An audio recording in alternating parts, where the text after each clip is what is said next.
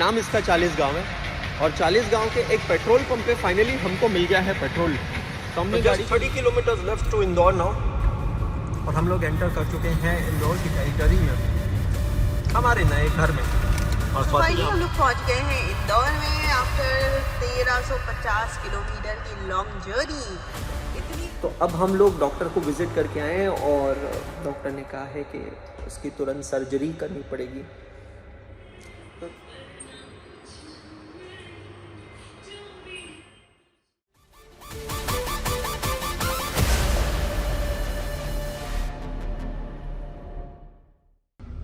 Second जनवरी 2024 और हम लोग यहाँ से निकल चुके हैं छत्रपति संभाजी नगर मतलब औरंगाबाद से इंदौर के लिए 408 किलोमीटर्स। पेट्रोल टैंक को करवा लिया था कल फुल, आपने देखा था। 15.6 डिग्री सेल्सियस। या थैंक यू।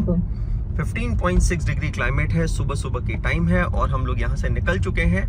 पेट्रोल टैंक तो फुल है, लगता है पहुंच जाने चाहिए हम लोग इंदौर इसके साथ, but let us see what actually happens. मुझे लगता नहीं है कि पूरा देश कोई रुक सकता है, पेट्रोल डीजल की सप्लाई बंद होगी ऐसा कुछ होगा नहीं, बट देखते हैं रास्ते में कहीं पे भी मिला तो we will get it filled. कल की कंपैरिजन से आज हम थोड़ा जल्दी निकले हैं। It's 5:47, 5:45 we have started and it's 5:47 right now. Let's see, we will be going to Dhule and then to Aurangabad and then to Indore. ये स्ट्राइक के चक्कर में ना अभी तक तो हमें एकदम खाली रोड्स मिली है। You can also see over here कि हम अभी यहाँ टोल गेट पे पहुंचे हैं और टोल गेट बिल्कुल खाली पड़ा है।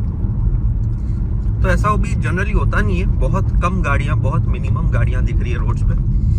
सो I think petrol strike is still on.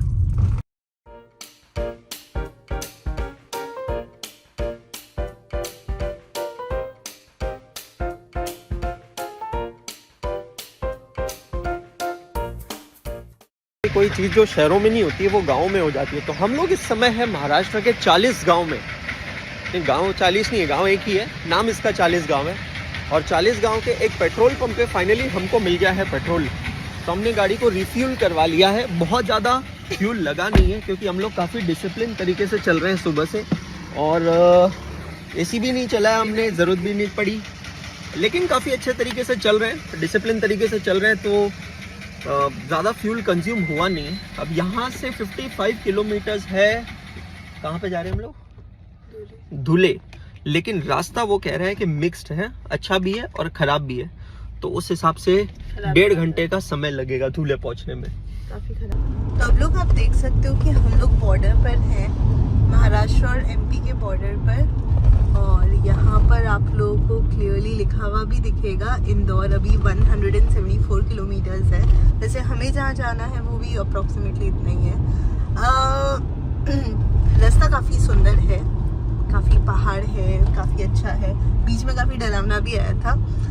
यहाँ पर ये एक टेम्पल है जो इस बॉर्डर पर एग्जैक्ट स्थित है, पहाड़ के ऊपर है, बहुत ज़्यादा दिख नहीं रहा होगा डेफिनेटली आप लोगों को, अब शायद दिखे। हाँ जी अंशुल, कैसा फील कर रहे हो?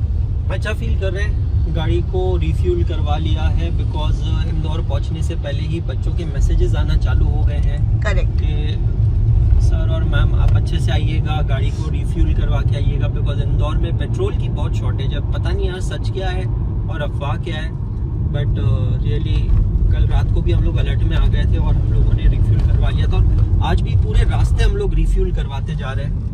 So we have officially crossed the Maharashtra state now and into Karnataka and यहाँ पे मध्य प्रदेश, into मध्य प्रदेश और यहाँ से घाट प्रारंभ हो चुका है।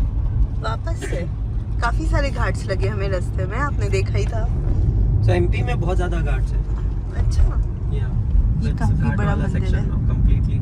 We are going to climb this mountain and then we are going to declimb the mountain. Oh, nice. So just 30 kilometers left to Indore now और हम लोग एंटर कर चुके हैं इंदौर की टेरिटरी में, हमारे नए घर में, और स्वाति यहाँ पे बिजी है। So finally हम लोग पहुंच गए हैं इंदौर में आफ्टर 1350 किलोमीटर की लॉन्ग जर्नी। इतनी लंबी जर्नी हो गई, अब बड़ा रिलीफ फील हो रहा है and it was tiring but it was pretty nice as well. क्या लगता है अंशुल आपको?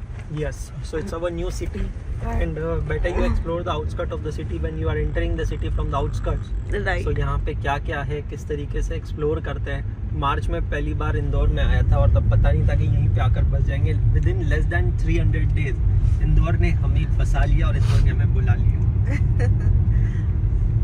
So finally अब इंदौर पहुंच चुके हैं। It's 12:47 in the afternoon, 2nd of January 2024। और अब आज का प्लान बहुत सिंपल है। अभी हम जा रहे हैं यहाँ से होटल में, चेक इन कर रहे हैं होटल में, बिकॉज घर तो है लेकिन अब उस घर को रहने लायक बनाना पड़ेगा।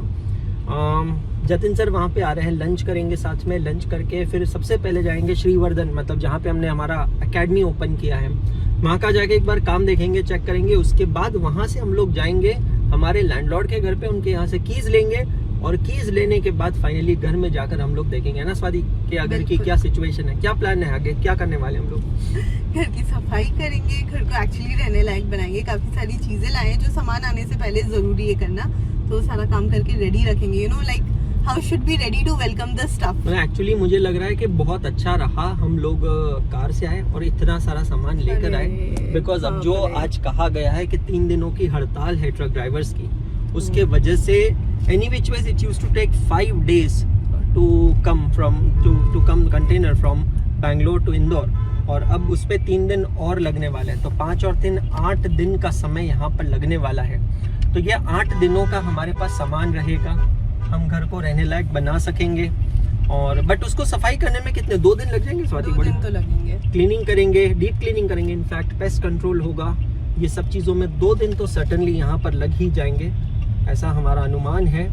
और फिर उसके बाद में बस क्लासेस तो कल से ही चालू है, ऑफिस का काम भी कल से ही चालू है। सो बस आप लोग कनेक्टेड रहिए हमारे साथ, हमारे इन डेली व्लॉग्स में। We will be sharing our life with you all, और हमारी लाइफ के लिए हमारे लिए प्रे करते रहिएगा, और हमारी लाइफ से इंस्पिरेशन आपको मिलती रहेगी कि अगर इतनी डिफिकल्ट सिचुएशन में अगर हम लोग कुछ भी कर सकते हैं तो आप लोग कुछ भी कर सकते हैं। It was a hectic day, it was a tiring day after reaching Indore. हम लोग जतिन भाई से मिले, we had lunch together. Lunch कर लेने के बाद हम लोग पहुंचे श्रीवर्धन कॉम्प्लेक्स, जो हमारा ऑफिस बन रहा है, एकाग्रता का ऑफिस बन रहा है, वहाँ जाके काम का रिव्यू किया। और फिर हमारे लैंडलॉर्ड के यहाँ गए, कीज ली। अभी जस्ट हम लोग फ्लैट से वापस पहुंचे, इट्स 6:30 इन द इवनिंग। इन सब चीज़ों के बीच में अब एक जो नई भसोड़ी मची है वो ये है कि पिछले 3-4 दिनों से स्वाति को ना बहुत बुरी तरह टूथ पेन हो रहा था।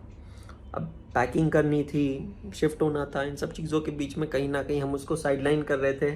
पेन किलर्स लेकर वो काम चला रही थी, and she was just bearing the pain, and her literally her teeths was swollen. जो औरंगाबाद में बच्चे मिले उन्होंने भी नोटिस किया होगा। तो अब हम लोग डॉक्टर को विजिट करके आए हैं, और डॉक्टर ने कहा है कि उसकी तुरंत सर्जरी करनी पड़ेगी। तो नॉर्मल दांत निकालना तो अलग चीज़ है, विजडम टूथ निकालना, एक्सट्रैक्ट करना it's a different thing, but surgery करने का मतलब है कि अब यहाँ पर प्रॉपर तरीके से जो वो विजडम टूथ है it's engraved in the bone, तो एक पोर्शन बोन का कट करना पड़ेगा, और वो बोन जो है उसके ऊपर मसूड़ा है, तो पहले मसूड़ा कट होगा, फिर बोन कट होगा, उसके बाद वो विजडम टूथ एक्सट्रैक्ट होगा। So I can't imagine how painful it's going to be. और बस अभी हम लोग जा रहे हैं वहाँ पे, शाम के बजिए 7 इंदौर पहुँचे हैं और लाइफ के नए चैलेंजेस चालू। So you can see over year के ज़िंदगी में कितनी परेशानियाँ होती, कितने प्रॉब्लम्स हैं, still Swati is taking all the sessions. वो इंदौर आने से पहले सारे सेशंस रिकॉर्ड करके आई है। कल जब हम औरंगाबाद में थे, she was live on YouTube. Today morning she took a session live on YouTube, and every time she was in an extreme pain, and now too she is in pain, and I can't imagine for next 48 hours or 3 days she is going to be in so much of pain because ये एक surgery हो रही है। तो अभी बस हम लोग जा रहे हैं होटल से हॉस्पिटल की तरफ वो सर्जरी करवाने के लिए।